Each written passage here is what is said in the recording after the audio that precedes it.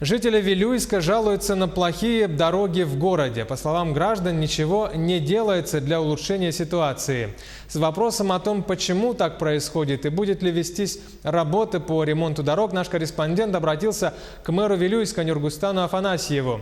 Что было дальше и как отреагировал мэр на неудобный вопрос, знает теперь уже вся республика и Россия. Репортаж Евгения Тайтонова.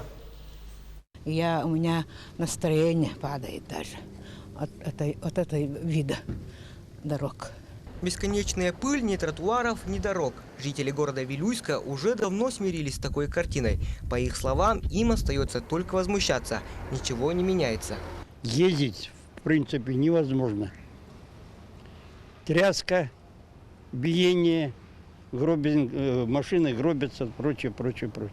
После дождя плохое состояние. Невозможно ездить.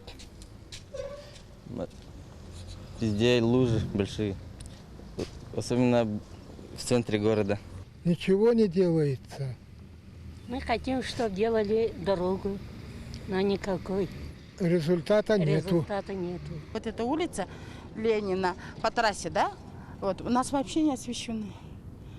За ответами мы отправляемся в городскую администрацию. На улице встречаем мэра Нургустана Афанасьева. Представляемся и спрашиваем, как идут ремонт и строительство дорог. Отвечать он отказался. Позже и вовсе вытолкнул нас из кабинета.